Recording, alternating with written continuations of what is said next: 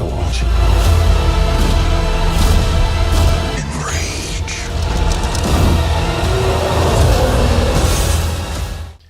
Hello, and welcome to yet another episode of Bomb Squad Matinee. Tanner's doing the fucking model wave up there. Thank you for noticing. I am your host, Joseph Henry Reddick, and because I brought him to attention first. We're gonna go to him. Introduce yourself, Tanner. Hi, I'm Tanner Richard Kraft. And who else is with me? Hi, I'm Austin Zwiebelman. Hello, I'm Cody Suizo. I'm still here. Whee! I'm Guillermo Del Toro's Tim M. Sullivan. That's true. Hell yeah. Speaking of the name Guillermo Del Toro, if you couldn't tell by the title of the video that you clicked on, or by that little hint Tim gave, we're talking about Guillermo Del Toro's latest opus, Guillermo Del Toro's Frankenstein. We're just going to call it that, because Jesus Christ, how many fucking movies are there called Frankenstein out there? Quite a lot. But We covered one. before we did. We covered that and its sequel. We covered one that had Lisa at the beginning of the title of it, yeah. even. Good movie. But speaking of Frankenstein, as everybody knows, Frankenstein is based off the classic novel by one Mary Shelley. Really? Never heard of him. Yeah. Crazy.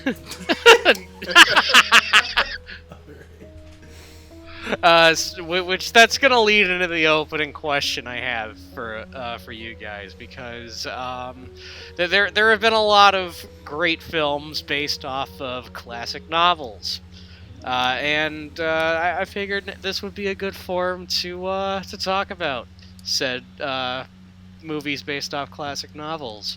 So our opening question is, what is your favorite movie based off of a classic novel? Yes, Tanner. Your exact wording, this is important. Your exact wording was, what's your favorite adaptation of a classic novel or story? This will be important later. Okay. Thank you, Tanner. Well, now that you got my attention, we're just gonna start. Tanner, listen. If you don't want to go first, stop getting my attention. So you're going first. Fine by me. Fine by me. Naturally, as you've known, I've been doing this bit for like a year now. Whenever the question is, what's your favorite XYZ movie, blah, blah, blah, I naturally go into Google, best movies, XYZ. So I got an IMDb list here full of films based off of classic cinema, hoping to find something in here that doesn't count. But unfortunately, it's actually kind of hard to put something in here that doesn't really count. Because unlike some of the other things that are at least a little subjective, this is much more objective. That being said, Beowulf is on here, and that's funny. Remembering that movie exists is very funny. There's some cool stuff in here. Roger Corman's House of Usher, Dr. Zhivago, 1984, at least in 1984. Lord of the Flies, that was a decent movie. The Grapes of Wrath, that's a great movie. Oliver Twist, but specifically the one listed here is the Roman Polanski one that I forgot existed. I don't know why it's not the 60s one. Wait, wasn't there an Oliver Twist that won a bunch of Oscars? Yeah, that is not the one directed by Roman Polanski, mind you. By all accounts, the one directed by Roman Polanski is worse. It also has the Pride and Prejudice miniseries in here instead of the very acclaimed movie from the mid-2000s.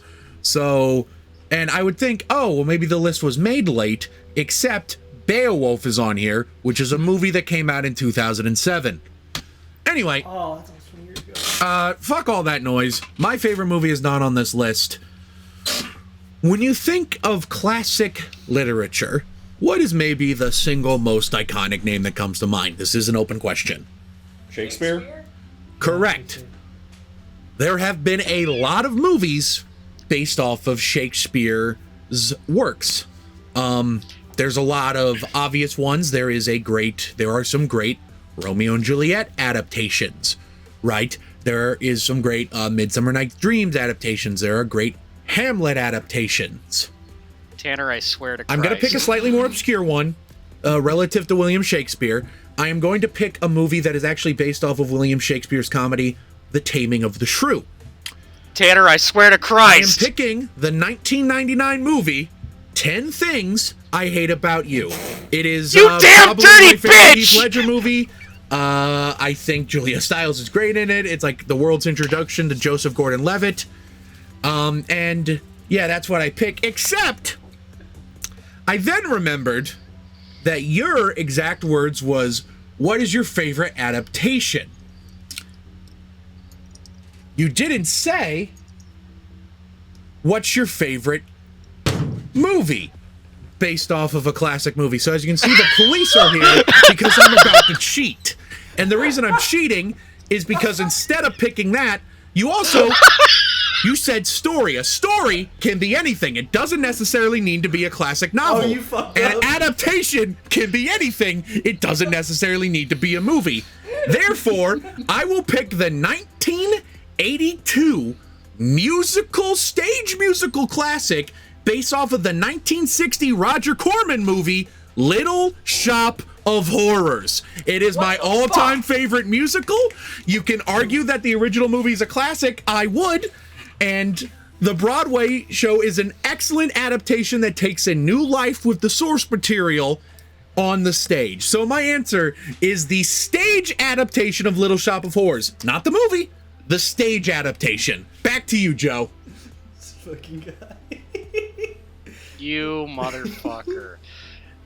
Austin, you're a smart guy. You have great insights on things. There's a strong chance that you're not gonna fucking piss me off. I did the random double What whammy. about I you? stole his answer and then I cheated. What's your answer to this question? And I hope to God that you're not a smart aleck like the other asshole that just went. How do I follow that? I told you the wording was important. I am, at this point in time, I am so mad that I haven't seen Francois Ozon's The Stranger yet, because I love to use a question like this as an excuse to talk about how I'm actually a hipster who likes that one Albert Camus book they forced you to read in high school. Am I allowed to say Fitzcarraldo as my answer because it's kind of an adaptation of the myth of Sisyphus? No. This question fucking wobs because so many of the classic books that got adapted into movies are like romantic period dramas. Like you got Jane Eyre, Pride and Prejudice, Little Women. Not that I don't love Greta Gerwig's Little Women. Please don't disinvite me from the hipster cookout. Then, all the obvious pulls like A Clockwork Orange and Barry Lyndon are movies where, on this very channel, I have already spent entire episodes filleting those pictures. So, what's left for me, you know? And then, I'm wondering what the fuck a classic book even is, because, you know, Lord knows I'm not madly in love with any adaptations of books made before 1850, so I gotta be a punk and say One Flew Over the Cuckoo's Nest, a movie from 1975 based off a book from 1962? Probably violates the spirit of the question, but not as badly as what Tanner did. No, we'll count this. Because I think at this point, that does constitute as classic literature. It's been a while, as Stain famously said. Also, yeah, I haven't seen Black Orpheus or Throne of Blood, so I'm just kind of host here. Loved Milos Forman. Ending of that movie makes me weep like a little baby. Some people look for a martyr in Christ, while I'm over here crying about Randall McMurphy. Phenomenal picture. Warner Bros. Put out a 4K of it last year in November. Would highly recommend it. Back to you, Joe. Fuck yeah. Cody, you look like you're very well versed in classic literature. Why don't you go next, buddy? Oh, of course. This would be a perfect excuse for me to dig up a really old film and start yucking it up. But, hey, Tanner, I need you to turn on that siren again. Hold on. Motherfucker! I got you. I'm also gonna be I'm also gonna be cheating, Joe, because wording's very important to me. And when it doesn't say specifically film, I say no holds bar. Because I'm gonna choose a novel that got an adaptation that isn't a film, and I don't think it'll ever get a film adaptation. That, of course, is the video game I Have No Mouth and I Must Good Scream. answer! Good answer! It's one, I mean, obviously If one of the Ethan was best- here, he'd be freaking the fuck out with me. This is for you, Ethan. One of the best short stories of all time, and a very good game, as a matter of fact. It really puts you in the perspective of the sparse human protagonist. Am is probably one of the best villains of all time. It's hard to really describe the game because it would really spoil what makes it so terrifying and so amazing. It's available. I know it's available on Steam. I just recommend it to anyone who's interested in fucking post-apocalyptic horror. Yeah, that's my answer. Good shit. You know what, Cody? Mostly because you kind of didn't, unlike Tanner, you didn't dick around for a very long time before you actually got to your answer.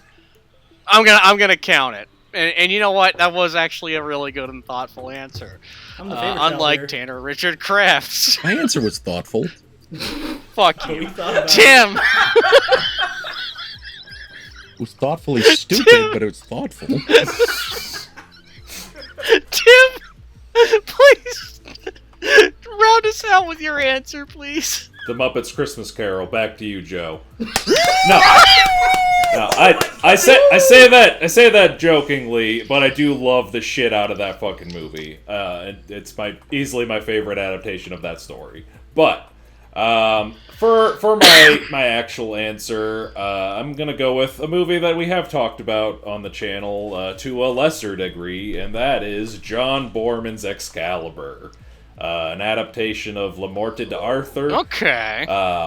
And I think we studied Arthur in 10th grade literature class that I took, so I think I read excerpts from the original source material. I don't remember a whole lot of it, but I do know that movie fucking rips. Just fucking production design that is immaculate. That is a movie that has sauce for days. I recently watched it with my wife, who had not seen it before, but who is a little more versed in Arthurian mythology than I am, and she liked it a lot. It does a great job of just cramming everything you need to know about the life and times of King Arthur into 2 hours and 20 minutes. It's a good fucking movie. Go watch it now. I think Diabolic just did they're just getting ready to release a 4K special edition of that, so I'm excited for that. Check that out when it drops. I think Arrow is also releasing a 4K of Excalibur as well. Nice. So in any case, you know what? Get it where you can. Check it out. It's just a hell of a time. We talk about how the Lord of the Rings Peter Jackson movies are sort of the quintessential cornerstone of fantasy cinema, but those movies ran because Excalibur walked. Back to you, Joe. Hell yeah. Excalibur, pretty solid movie. A movie I've been thinking about kind of recently, probably because they did a re-release and the 4K is also coming out. Also, could you tell that movie is Zack Snyder's favorite movie? No, because it's good. That baffles me. Oh. Zack's... It definitely has a certain type of dude's rock energy to it that I could see Zack Snyder vibing with. Yeah, so much he loves that movie so much so that the poster of it cameos in Batman vs Superman. But we're not talking about Zack Snyder anymore. Boston excellence. Eastern Wisconsin. My time to shine. Austin, my boy, I'm so happy that your answer came into play here with One Flew Over the Cuckoo's Nest, which was a book from the 60s, and the film was made in the 70s, because my my pick after Tanner fucking stole my initial answer, because you know what? I fucking thought 10 Things I Hate About You was the fun answer, and I was going to go with the fun answer on You know this I one. love that movie. You couldn't have been that surprised. Yeah, fair. But I don't know. I was hoping there was like something else. There was! There was. Something that was... I hate you so much. His brain is Anyway. short-circuiting. I think his face is glowing red. Anyway, so since Tanner picked the fun answer and took it away from me, I'm going with the other answer that I was very strongly debating, but I was like, I don't know, is this going to make me look like an asshole? Because it's kind of an obvious pick, because this novel is so beloved, and this movie in particular is especially beloved. So much so that it kind of overtakes the popularity of the book. I'm going to jump back only a few years back from Austin's pick. And it's nice that Austin also brought up Stanley Kubrick, because my answer is a Stanley Kubrick movie. Wait. It's called 2001: A Space Odyssey. Oh my God! Thank fucking God! I was really worried there for a second. Yeah. Yeah, my choice is 2001: A Space Odyssey. I mean, how could you not pick a movie like 2001: A Space Odyssey, a movie that redefined cinema? I remember I read the book in high school, and for the most part, it does a decent job of following, like, it's similar enough, but man, oh man, that movie takes its stretches, and honestly for the better, because Kubrick made one of the greatest movies ever made, a movie that changed everything for cinema, a movie that changed the way stories were told, a movie that changed how visual effects are done in cinema, a movie so good that people think that Kubrick faked the moon landing. And need I fucking say more, man? It's 2001: A Space Odyssey. I don't care if I look like some pretentious letterbox bro for picking 2001: A Space Odyssey. It is my pick, because how could you not pick a great fucking movie? And speaking of great fucking movies, that leads us on to today's topic. You think this will unmake me? Light it then and hope it does. But if it does not, I will come for you again. Light it!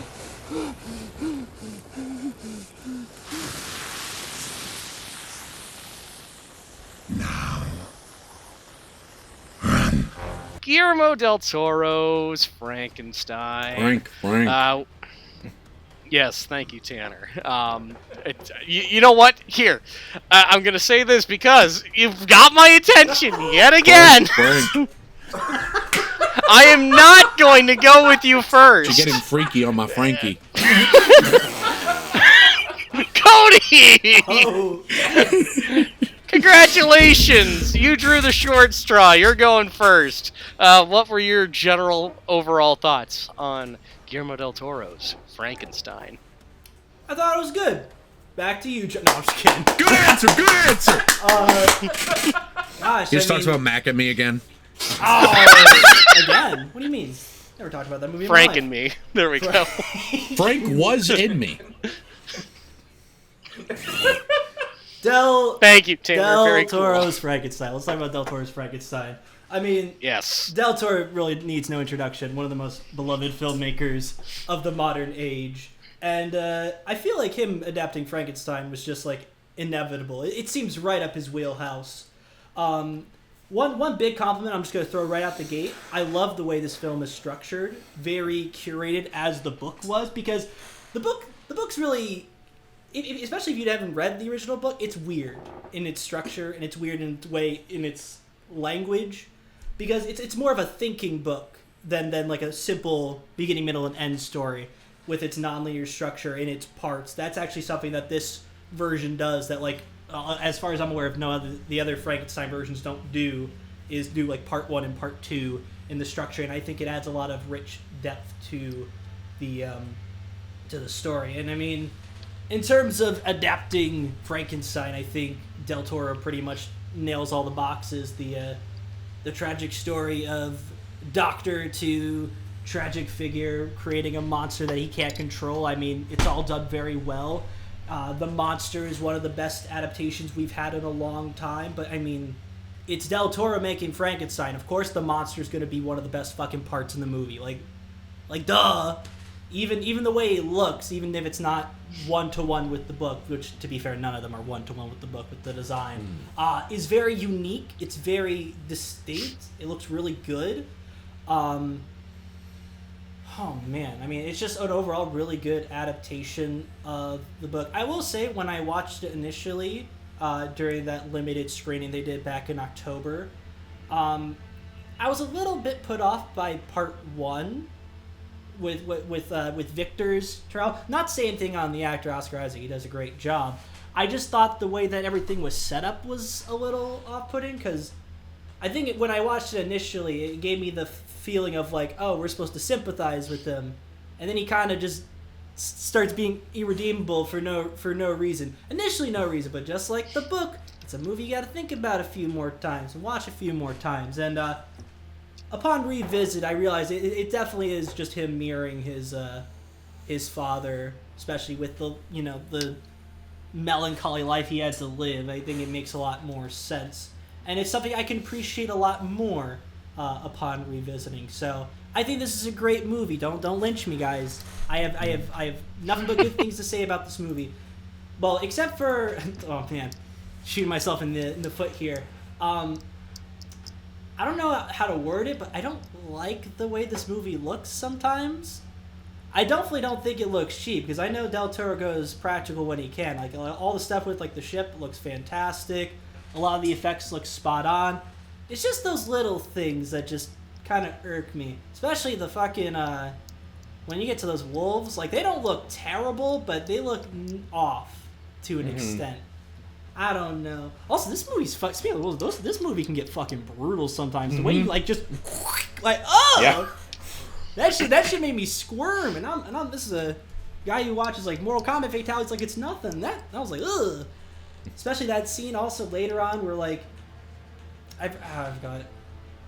I don't know. There's a lot of scenes that are a bit squeamish, but overall, because I know you gentlemen are gonna go off on a better tangent than I will about this movie.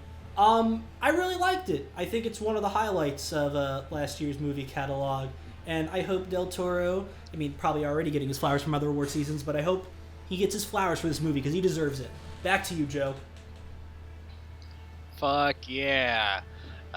Tim, we're gonna go with you next as the more horror aficionado of all of us here.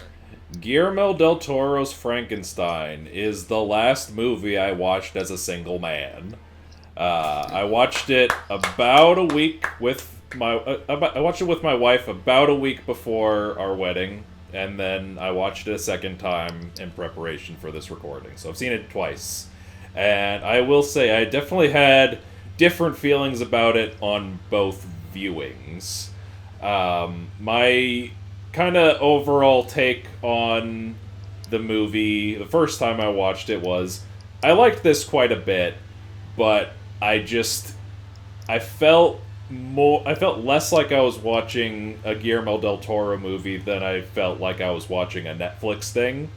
That kind of kept me at arm's length from the movie just a little bit, like kind of going into what Cody was talking about with the look of the movie. I think the like practical effects and production design and like wardrobe, makeup, all of that was incredible, but there was just something about the cinematography that really put me off. It really, again, it felt like I was watching a Netflix thing, and that just, for whatever reason, just made the cinematic experience of it just not hit as hard for me. But weirdly, watching it at home, I didn't have as much of an issue with that. Like, maybe this is maybe this is a movie that, oddly enough, is meant for the small screen. Because watching it at home, I felt like I wasn't noticing the issues I had with it on my first viewing. The pacing of it felt a lot smoother. The look of it looked a lot better.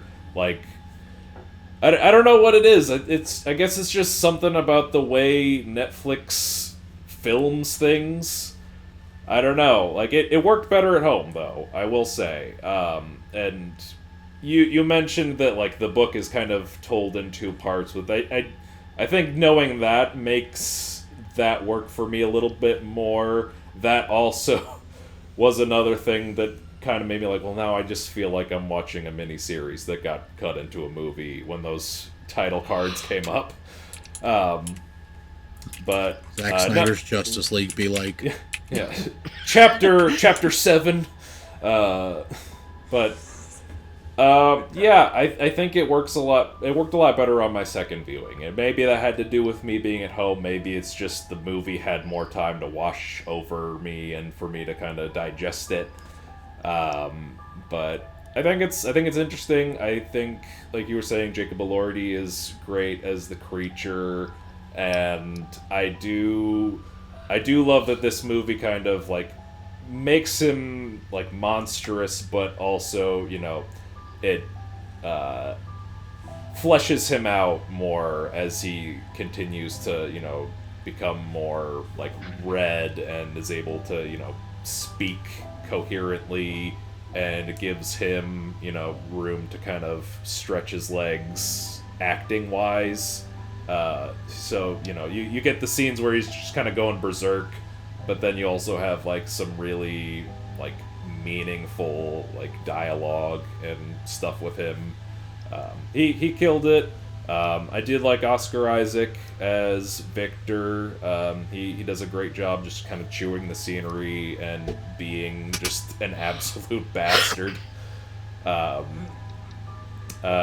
Mia Goth was really interesting in this movie. I think this is the only movie I've seen where she's not completely unhinged.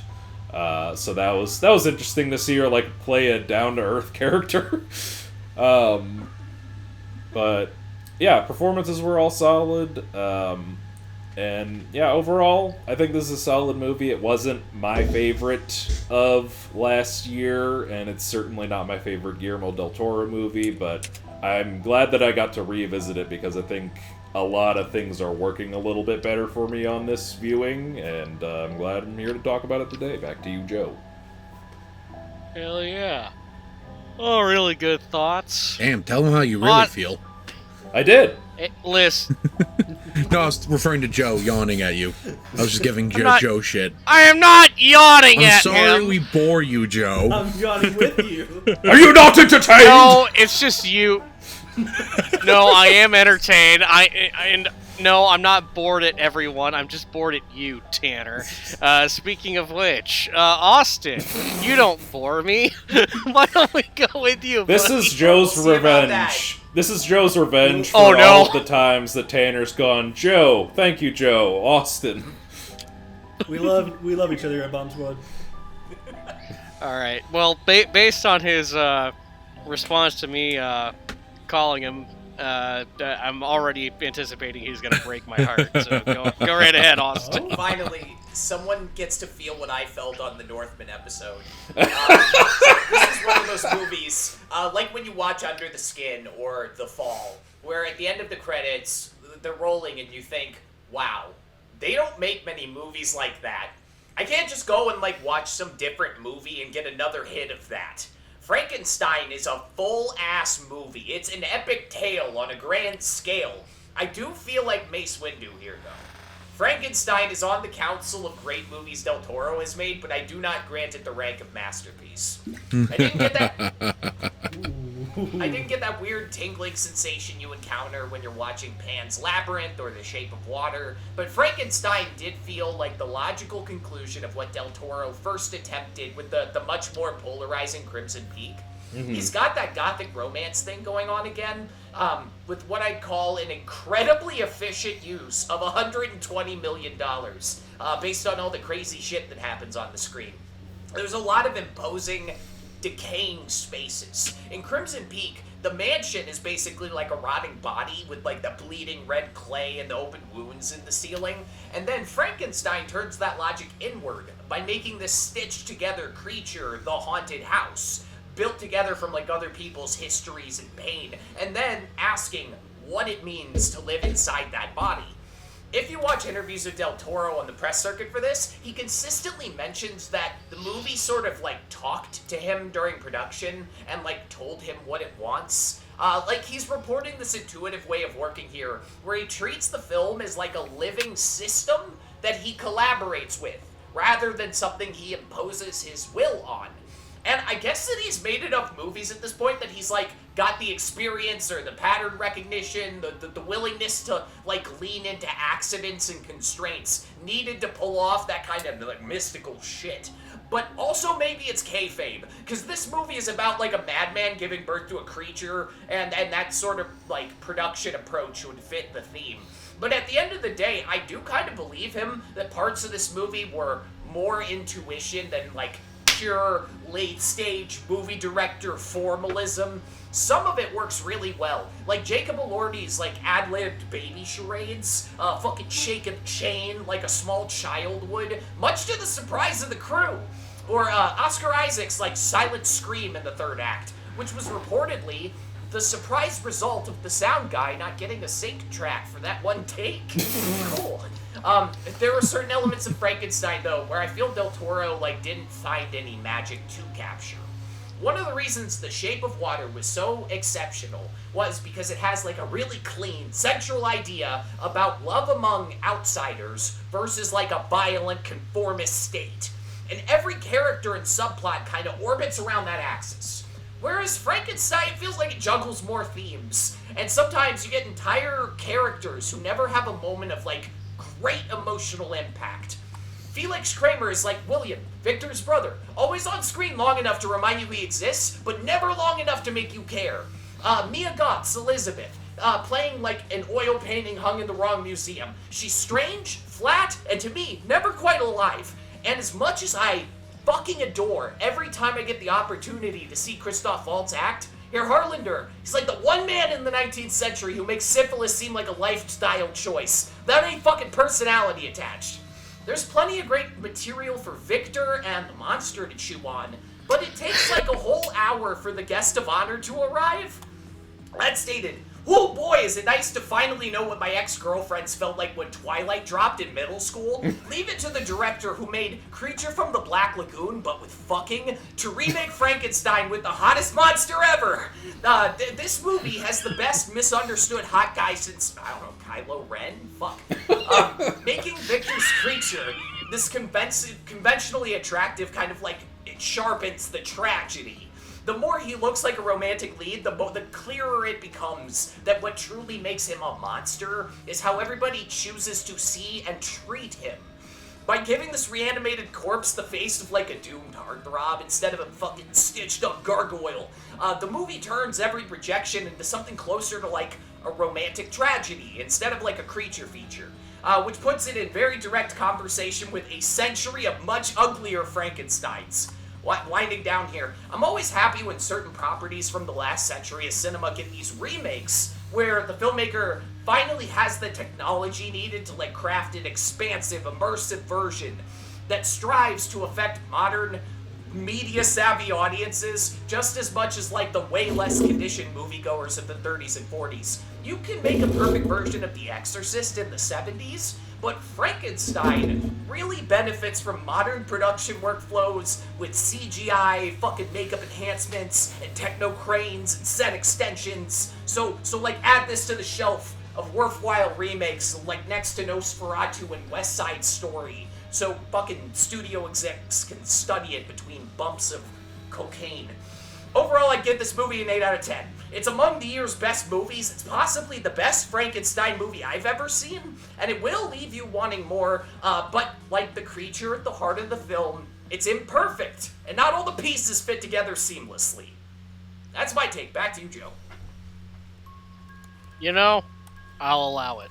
All right, my time to shine. So, this movie, and he's not even reacting, motherfucker. You'll get to me when you get to me. I didn't even know that was allowed. I've done it before. Tanner, go. All right. That's all I have to say is just go. So, here's what I'll say. I wanted to be able to rewatch this before the recording, but unfortunately I have been too busy rewatching House MD, and I am bad at time management. But the reason I wanted to rewatch this is that I was lucky enough to see this in theaters. I didn't necessarily have the problem Tim did with his theatrical experience. Like the cinematography did not bother me, is what I'll say. What I will say is that when I first walked out of it, there was a friend of mine in the theater. He came up to me because he knew I was in there, and he was like, "So what'd you think of it?" And I turned to him, and at the time, what I said was, "I don't know, but I think I loved it." And he said, "Same." I walked out. At this point, Joe had already seen it, I believe, the day prior, and, you know, the three of us conversed about it, my friend Joe and I, and I walked out of that conversation being pretty confident I love it. That was like 2 months ago now, and usually I feel like when I love a movie, the more time removed from it I am, the more I think about it, the more I think fondly of it, the more I love it. You can probably see where this is going. The more time I've had removed from Frankenstein, the more I've disliked it. That's not to say there isn't a lot of stuff I love.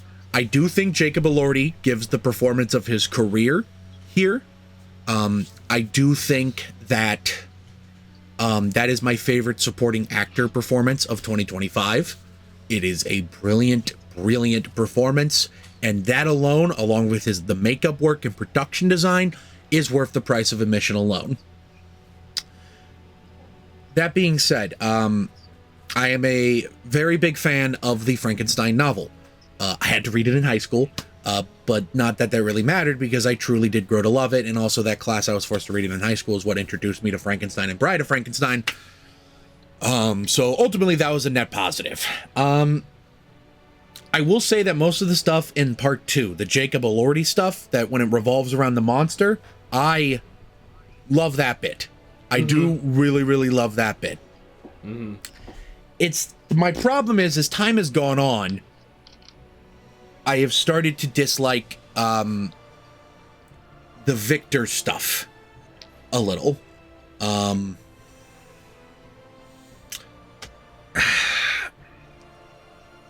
I don't think Oscar Isaac is very good in this movie. I think he's badly miscast.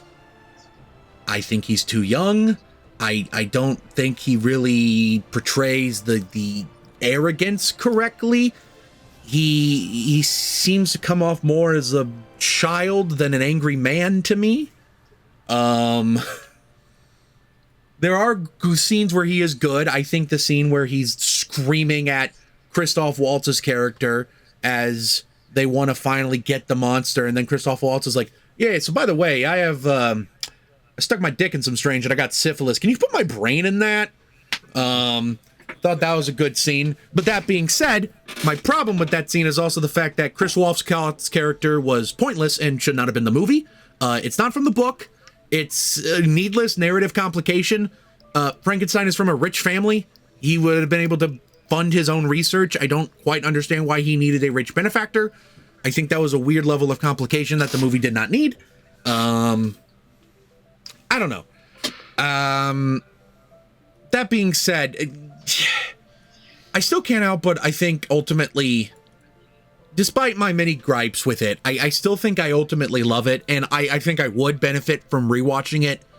Maybe so I wouldn't come in with the preconceived notions, because it's almost the marketing's fault that I think this movie said this is the true adaptation of the book when it's not. It takes its own creative liberties, as an adaptation is right to do. I think I just almost expected Del Toro to do something a little more straight with it relative to the source material, and my disappointment was maybe tied in with that. But again, I've also read a lot of negative reviews from people I've trusted since I've seen the movie, and that stuff could be clouding my judgment. It's not even that I disliked Oscar Isaac in the movie, it just often felt like he was in a different movie. Mia Goth was fantastic. That is the Elizabeth I think I always imagined. Her and Elordi, that stuff's all stellar. I think the cinematography is mostly great. I don't really have the Netflix problem with it as much as just some shots. Because here's the thing, this doesn't look like other Netflix productions to me, because, like, look at Stranger Things, that looks like dog shit. This still mostly looks fine. So I don't necessarily think it's like a Netflix Sheen problem or whatever, but I'm not sure. But like I said, the technical stuff is great when there's not wolves on screen. I don't know what went wrong there. Del Toro is actually usually pretty skilled with CGI, and that's another thing that's rubbed me the wrong way in regards to the marketing. I understand that, like, that's the new hotness to be like, look at all this shit we did in camera, and pretend you didn't have hundreds of very talented artists and skilled technicians working insane hours to bring your vision to life. I understand that's the new hotness. I'm starting to become more annoyed by it, I suppose. I much more appreciated something like the Fantastic Four's approach this year, where yes, they used a lot of practicality stuff, but they were open about the fact that they were also using CGI. And they were open about the fact that they blended practical with CGI, which is what this movie does to great effect. That's what modern movies do to great effect. And I don't think there should be any shame in it, especially if you're going to turn around once your box office run is over, then go around and be like, hey, visual effects nominating committees, look at all this shit we did. I just find that irritating. I know I'm kind of poking a lot of nits with this movie.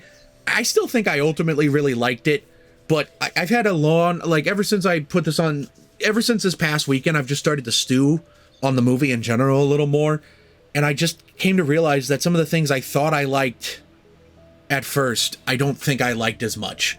I still think this is ultimately a good movie. I still think it's ultimately worth seeing.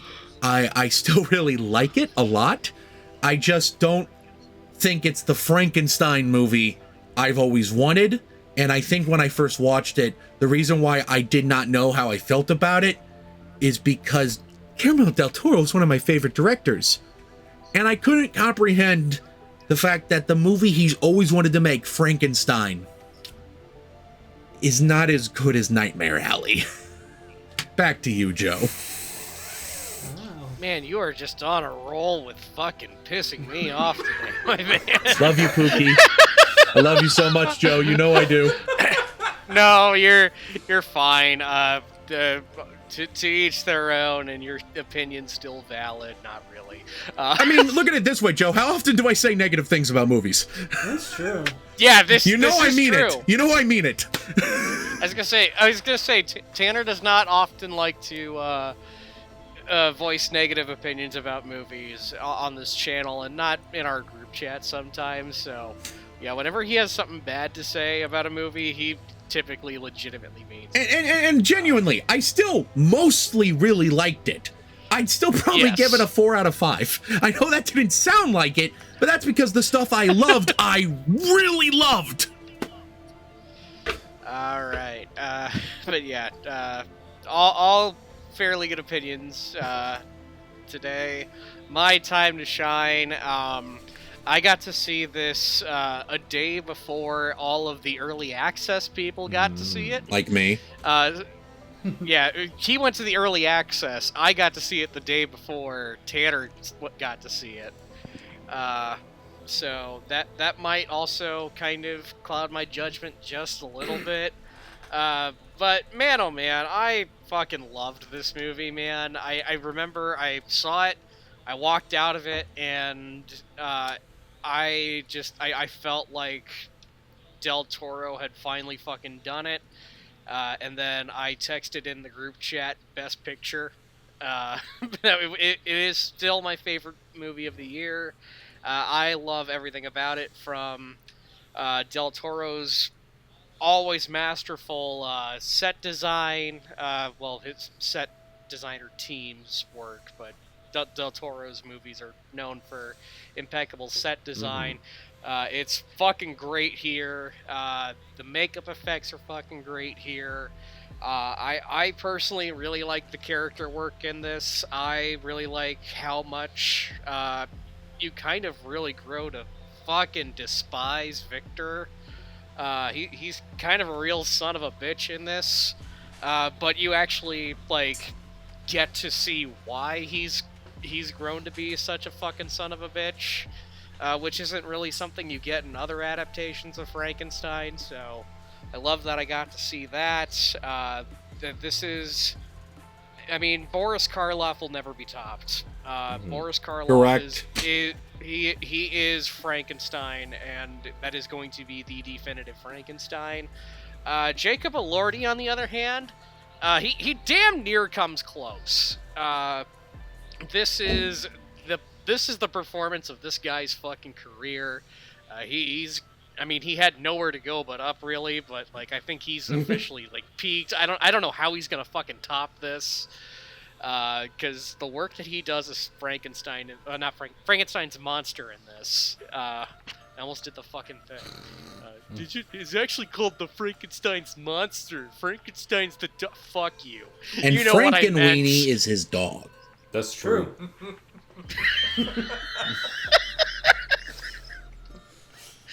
All right. But yeah, Jacob Elordi, fucking great as the monster. Cried multiple times throughout this fucking movie. Like, I really fucking related to the goddamn monster in this.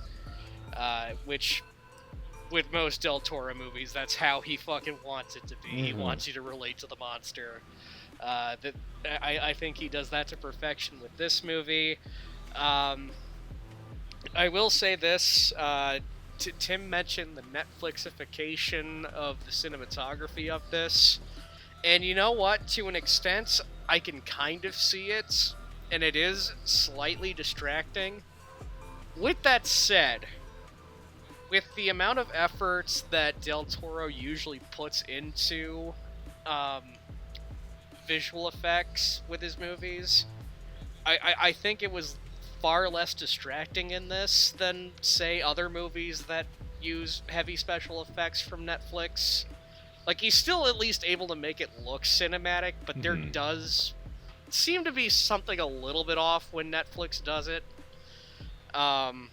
Honestly, if anything, it could have been worse. This movie could have looked like The fucking Gray Man. Remember that movie? Fuck that movie. Fuck the Russos. Yeah, but enough about shitting on the Russos. I'm going back to Frankenstein. I really fucking love it. I think it's... I'm gonna roll back on something that I did say in the group chat, where I said I think I might like it more than Pan's Labyrinth. I'm not gonna go that far. I don't think I like it better than Pan's Labyrinth. Tanner's fucking sigh of relief. I was doing the Denzel gif, you know, the one where he's like... Yeah, no, I still think Del Toro peaked with Pan's Labyrinth. Pan's Labyrinth is his masterpiece. I think he came pretty fucking close with Frankenstein.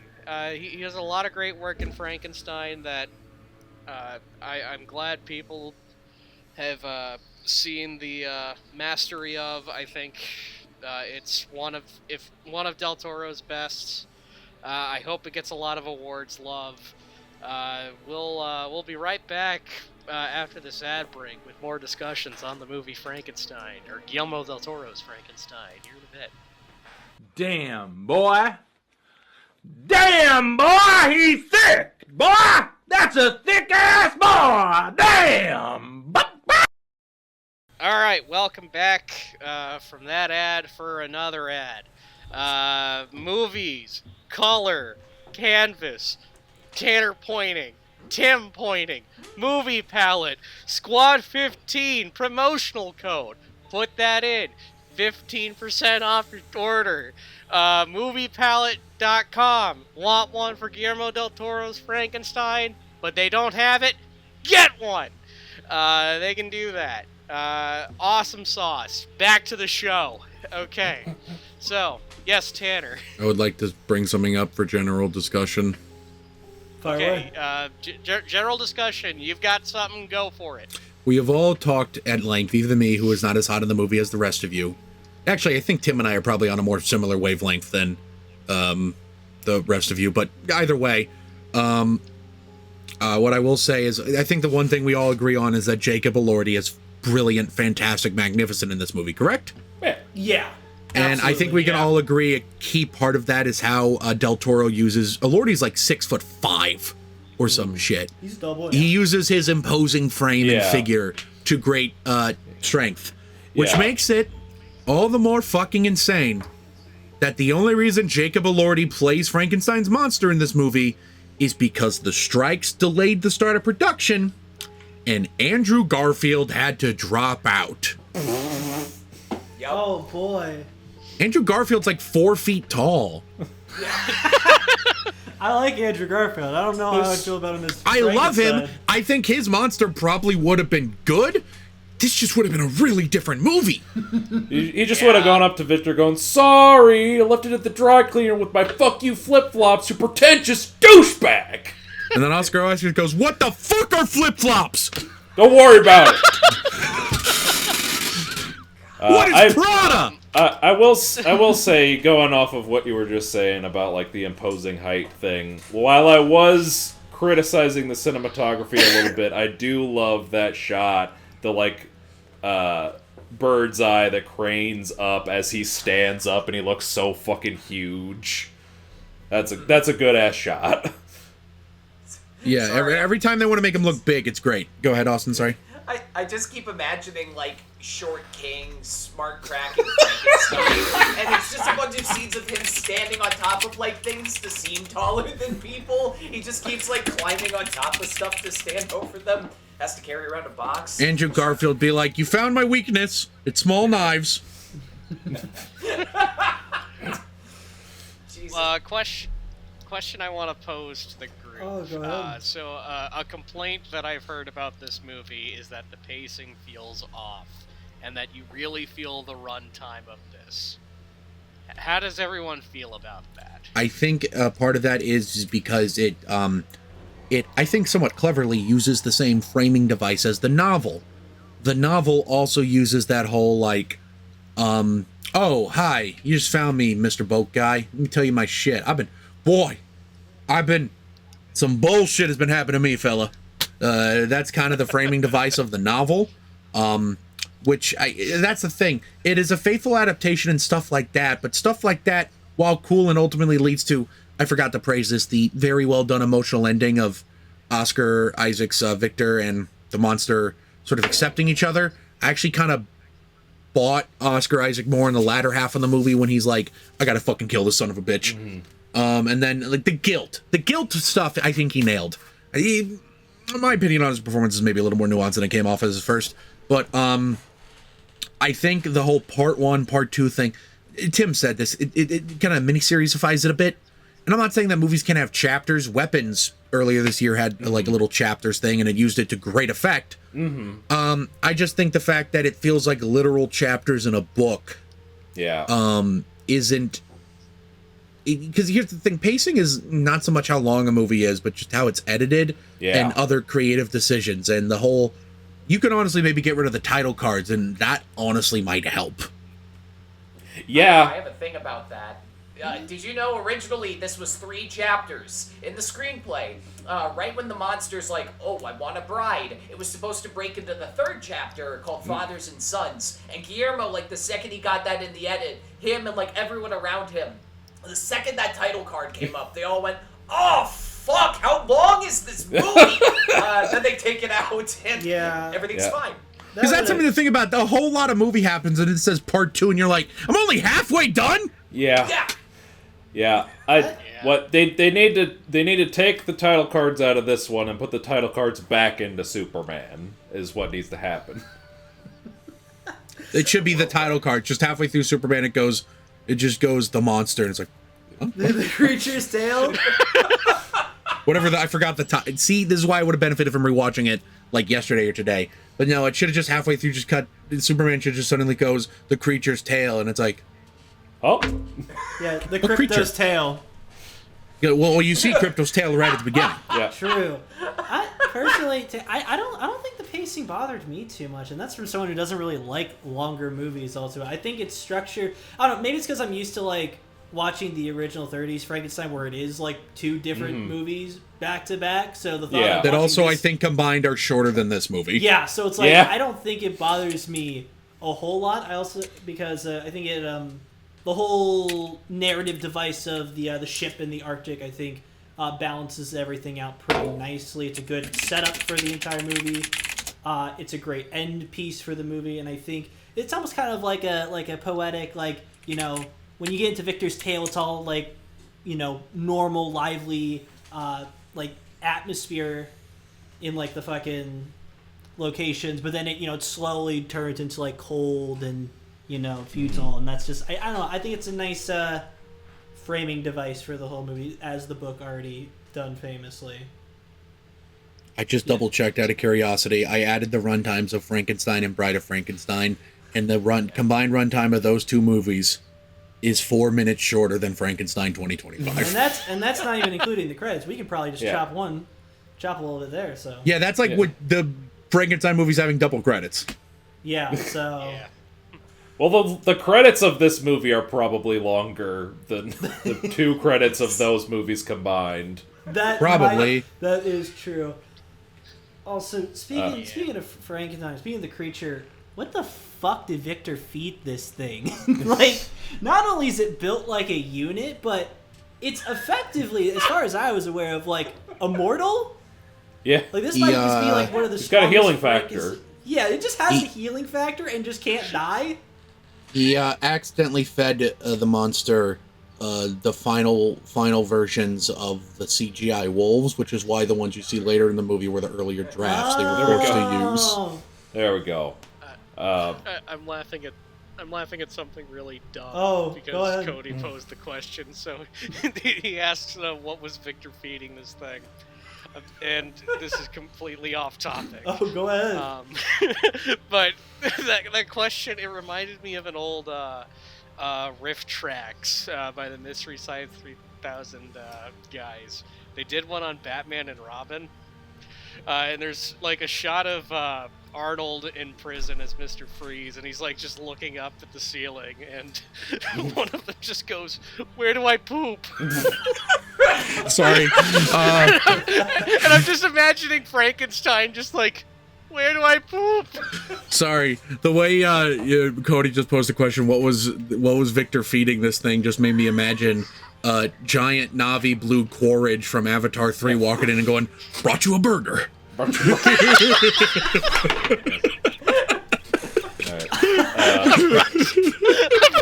a burger. Brought you a burger. I haven't even seen that movie yet, but I've seen that clip. Just, hey, you're like me. Brought you a burger. Anyway, yeah. I derailed Tim's thing for something completely fucking stupid. Yeah, Go ahead, Tim. I still haven't gotten to my thoughts on the pacing yet. Sorry. I kind of went into this a little bit. I think on my first viewing, the pacing felt a little more sluggish than on my second viewing. And again, that might be like just a way Netflix things are shot and structured a little bit. Like, it does feel more comfortable when you're just kind of watching it at home. Like, you can just go grab a snack or something. You can hit pause. Yeah, exactly.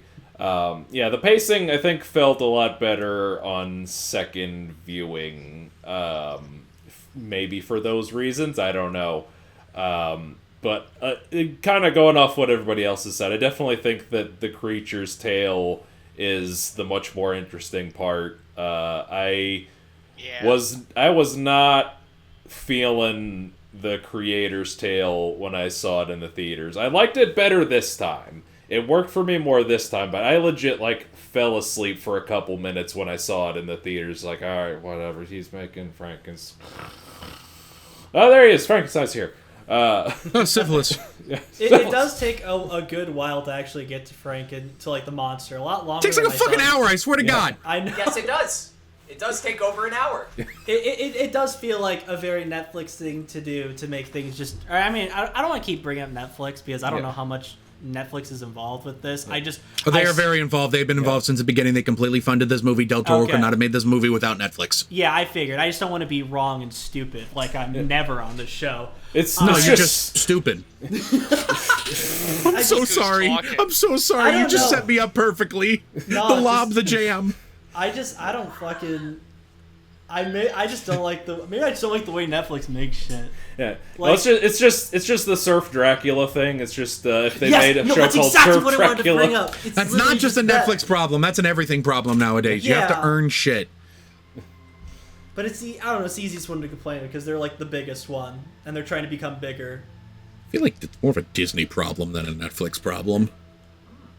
As opposed to their many other problems. I think Original Sin can really be placed back at like season 1 of Daredevil and season 1 of Arrow. Season 1 of Daredevil though, like it worked there. And it does not that's the problem. That's the thing. The first people to do it, it works for those examples. Exactly. And then everyone tries to do it, and then it doesn't always work. Imagine if in James Gunn's Superman, he didn't put the cape on until an hour into the movie. Now imagine you watch 9 seasons of a television show, and then he still doesn't put the suit on, and then season 10 finally fucking rolls around, but Lex Luthor died 3 seasons ago, and I'm describing Smallville. Modern entertainment, baby. Somebody We love it.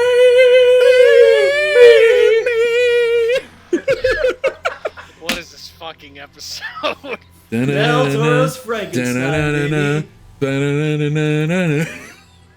Hey, that's my bit. It's mine now. It's my bit. You made don't the bring up monster. It belongs to the world. You don't bring up the OC. That's my baby. No. Hi, Austin. You haven't talked in a while. Would you like to say something? I think the bit where Victor is a child is what drags down the first chapter so heavily. See, no, that's the part of the first chapter I like the most. Yeah, we're opposites on that front. The second that he's like in front of the medical board at the school, I'm locked in. Yeah. I love Child abuse is great. Makes for great entertainment. I don't know. I think the child abuse was a bit dull in this one. Better. What a mate. I think that like the way the dad character was antagonistic and like the extremity of what he went through, it felt detached from like the rest of the movie. Like I didn't see what he went through as a child as much in his later self as I would have wanted to, or his father. Like they didn't seem to leave an exact impression on him that I could see in the rest of the movie. I like thinking back, I think that's the part that bored me the most. Like, for instance, remember when his dad forces the mom to eat the bloody meat while she's pregnant? Yeah. Why didn't he do that to the monster? Could you imagine a scene of him with the bloody meat making Frankenstein eat? That's a callback, okay? Brought you a that bloody would've meat. been better. You're pregnant, Frankenstein. Yeah, That's the fan fiction. Yeah. That's my biggest gripe about the Archive of Our Own is going triple platinum with this movie right now. If you Google Frankenstein movie, the third related question of people also ask is Frankenstein LGBTQ? Oh my god. Of course. And the answer is he's Bi-Kenstein. I was gonna bring up something. Okay. I don't remember what I was gonna bring up. All right. What was I gonna bring up? So no, it was about the movie. It was something about the movie. The spirit of Freud is strong with this one. Yeah. Strongest it's ever been. And I have a confession to make. When I first watched this movie, it wasn't until the credits rolled and I went, "Oh, Mia Goth played the mom." Because the entire time during that opening scene, I was literally going, "Who the fuck is this lady?" Yeah. I had the same thing. I didn't know they were both her. That also happened to me with Predator Badlands, and I'm a lot more ashamed of it there. Yeah. What, did you just think it was Elle and Dakota Fanning? Because that's a fair assumption to make. Oh, she had a funny eye. I didn't know. Okay. Speaking of funny eye, the monster has a funny eye in this movie. Fun fact, I actually read this the other day. Yep. Del Toro had 2 custom-made contact lenses for Jacob Elordi to wear, and Jacob Elordi put one in, became a little pussy, said, "Ow, ow, Mr. Del Toro, it hurts." And he was like, can we just use CGI or some shit for the other one? And Del Toro goes, "I like it better this way." Not getting the clear implication that Elordi was asking him, "Can I not wear these at all?" He let the movie talk to him. The monster was a clear implication there. Yeah, like it like especially kind of shows in like the scenes where you can see the light shining into the one eye, and it is a cool effect. I do like it. I've never worn sclera lenses, but everybody I've talked to who has been like, that shit is the fucking worst. So I can't blame him. I've never worn sclera lenses, but I once knew a guy that had scleroderma. There we go. Fucking dude, poor Jacob Elordi. He had to spend up to like 10 hours in the makeup chair to get the full Frankie on, and like that's some serious shit. I'm happy he gets to like go film Wuthering Heights and get handsy with fucking Margot Robbie in fancy clothes as like a reward for this. That got me wondering though, like what's the most any actor has ever suffered in the makeup chair? So I made Jim a tiny Carrey. list. They literally had to bring in a CIA guy that specialized in torture to figure out how to get Jim Carrey to tolerate that shit for the Grinch. I think it's hard to top that one. So, Peter Weller in RoboCop, that was 10 to 11 hours. Eric Stoltz in The Fly 2, for some of the, like, Martin Fly stuff, that was 12 hours. The fucking, remember the beginning of The Mummy, the Brendan Fraser film? Patricia Velasquez, she plays, like, the Pharaoh's mistress. That was 13 hours for the full body paint. But this is fucking weird. So the Guinness World Record holder is some dude named Rod Steiger from this 1969 movie nobody's heard of called The Illustrated Man. That shit took 20 hours. Look up the trailer. He's just got a full body of tattoos. 20 fucking hours. So apparently, yeah, that's about as high as it gets. And it's so funny because nowadays you could probably put a guy in tattoos in what, a couple hours? Yeah. With modern makeup technologies. Yeah. Or, quite frankly, I've read that that's actually one of the easier things to put on a person's body in post. Maybe they saw that guy and went, "Nah, we ain't doing this shit again. Fuck We're that inventing shit. CGI for this one moment." Yeah. We inventing CGI after this one, boys. We're gonna go make Tron. Yeah. We making Tron in this bitch. They saw the guy that made that vertigo effect, like, "Hey, get him in here! How'd you do that shit?" We gotta do some shit, brother. That's also the same thing Victor Frankenstein said off screen. We're gonna make some shit, brother. To his brother. They should make a version of Frankenstein where they all talk like modernly. You know, but also from like New York? what I'm asking for is I think it should be like the opposite of Romeo plus Juliet, right? Romeo plus Juliet put Romeo and Juliet in a modern setting, but they use the classic dialogue. I think they should make a Frankenstein movie where it takes place in the old setting, but everybody's saying shit's on fleek and 6'7" and shit like that. How tall do you want the monster to be? 6'7". You know, stupid shit like that. It will get a 7% on Rotten Tomatoes, but it'll hold a near and dear place in my heart. The 7% is just your one rating. My rating. Yeah. The year one-ification of Frankenstein. Okay, when you put it like that, actually, maybe it's a bad idea. Hold on. It's too I late. didn't The account execs for the already year heard it. one effect. I did not account for the year one effect here. We're gonna make it as we I'm speak. sorely vexed. Anyway, we're running past an hour now. We've been running past an hour for a little while. I think we are just going to dive into our final thoughts on Guillermo Del Toro's Frankenstein. Austin, my good sir, take us away, buddy. It's funny that Guillermo Del Toro's lifelong dream project gets right up to the velvet rope of his like masterpiece club, and then just kind of like stands there listening to Pan's Labyrinth in the Shape of Water, having a great time inside. Perhaps he adored the monster so intensely that he left a few of the like supporting mortals underwritten. Admittedly, though, it says everything about his talent that I'm only dinging this movie against 2 of his own and not the entire history of Frankenstein adaptations. Alright, good stuff. I will just go to Tanner next. Despite what my review portion of the movie might make it seem, I did ultimately really like this movie. It's in the, out of the 100 or so movies I've seen this year, I'd put it in the top half of them versus the bottom half of them. I still think it's really good. I think the performances are mostly good. Christoph Waltz is fine. I just found his role superfluous. Superfluous. You got it. You got me doing it now. Supercalifragilisticexpialidocious. Yeah, whatever. Yeah. Anyway, and Oscar Isaac was maybe a little more so for me. I still, just for the technical aspects alone, I found this movie to be really great. I really liked it a lot, despite my problems with it.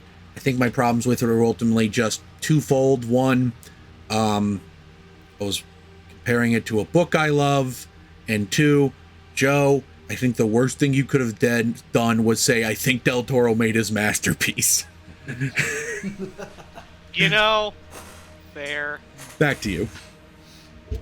Tim, your final thoughts on Guillermo Del Toro's Frankenstein? My final thoughts are Guillermo Del Toro's Frankenstein is a solid film, and while overall, I enjoyed it a lot on both viewings, but admittedly wasn't quite as hot on it the first time, but I definitely think it's worth revisiting, even if you aren't as hot on it as you would love to be, because I think you'll grow to appreciate more and more upon further viewings. It's, again, not his greatest film, it's not his masterpiece, but it's a solid movie. It's better than a lot of the movies other directors are making, and absolutely check it out. If you're a fan of Frankenstein, if you're a fan of Guillermo Del Toro, if you're just a fan of, like, gothic cinema, it's definitely worth a watch. Back to you, Jay. Awesome sauce, Cody. My boy, Final you're next. thoughts. I'd say in the pantheon of movies based on, I guess, classic monsters such as Frankenstein, I'd say it's probably one of the better adaptations we've gotten this in the last couple of years. I think it's going to stand strong in the pantheon of Frankenstein films, and that if modern, younger audiences go and see this film as their introduction to Frankenstein, I think it is a fairly good adaptation despite some of its shortcomings. I don't think it's my favorite. I think the 30s, as flawed as they are, still are going to be closer to my heart. I also don't think it's even the best newer monster flick this year. I think the Nosferatu remake we got recently runs laps around Frankenstein personally, but regardless, sure. I'm glad Del Toro got to make probably one of his dream movies, and I'm glad it still turned out pretty damn good. Excellent. All right, my time to send us home. This was my favorite movie of the year. I loved every second of it. It's one of my favorite Del Toro movies now. It's definitely one of my favorite films of the decade. Though, admittedly, I will say this: it is not my front runner for Best Picture because, one, I know it is in no chance gonna win or even get nominated for that matter. Oh, it's absolutely getting nominated for Best Picture, Joe. That's one of the locks. Okay, but I have no hopes of that thing winning. Honestly, I hope that Sinners gets nominated as well, and that's my front runner for Best Picture, even though I know it's not going to win. I didn't really care for one battle after another. I'm sorry, guys. This was my favorite movie of the year. I absolutely enjoyed it. Honestly, in a year where I wasn't that hot on a lot of movies, in 2025, it was genuinely refreshing to see a movie that I absolutely loved from beginning to end and just adored to bits and pieces. Great time. If you've not seen it, it's on Netflix. You can watch it at home. But I'm not going to go through with that joke. I was going to say, but you want to know what else you can watch at home? I'm going through with it. Why not? You know what else you can watch at home? The person who's watching / listening to this episode of Bomb Squad Matinee. Thank you so very much for watching. If you are watching on YouTube, comment down below. What do you think of Guillermo Del Toro's Frankenstein? What's your favorite movie based off of a classic novel, piece of literature? Wording, it's very important. Comment below, let me know while you're at it. Hit that like button so that we know what you like us. Hit that subscribe button so we know that you love us, and hit the bell icon so you can get updated on all of our releases for new videos, shorts, what have you. Check us out on Spotify, check us out on Twitch, check us out on all the socials, check us out on our Patreon. The $5 tier will get you access to commentary tracks, and the $10 tier gives you those commentary tracks, as well as a shout-out at the end of each of our videos. So, as always, Tanya Craft, we got to shout Tanya Craft. Thank you so much, Tanya, for supporting us. We love Tanner's mom. Thank you. Oh, yeah, that's right. But yeah, go check all that shit out. Go check out my Etsy page, 35mm keepsake. I keep forgetting to plug that as much as I possibly can on the show, but 35mm keepsakes. On my Etsy page, you can find little keychains with 35mm film cells in them. I've got some fun studio logo ones. I've got one for this preview is approved for all audiences. I've got tons of those. I've got some for individual movies as well. I've got like Hellboy 2, Star Wars Episode 3, Revenge of the Sith. I'm going to have some ones for Looper listed here soon. I got some good shit. Go check me out on Etsy, 35mm keepsakes. Fun times. It supports me, and the Patreon supports the channel. Stay tuned for yet another episode of Bomb Squad Matinee. Tanner, do you want to tell us what the next episode of Bomb Squad Matinee is? Joseph Henry Vrennick, I am so glad you asked me that question, because next week we are not just discussing any type of movie, we're discussing a murder mystery movie. That's right, the newest Benoit Blanc mystery, Wake Up Dead Man, is what we will be talking about next week, and I will see you then. Ah, man, Tanois Blanc is back, baby. Yeah, that's what I'm calling it. Stay tuned for that. I don't know how to end this, so I'm just going to say thank you once again for watching this episode of Bomb Squad Matinee. We'll see you guys next time. Child abuse is entertaining. Where do I poop? Brought you a burger. Alright, hard stop. Alright, hard stop. Victor! They slid my ticket across the table and I said, "Sorry guys, I gotta see about a girl."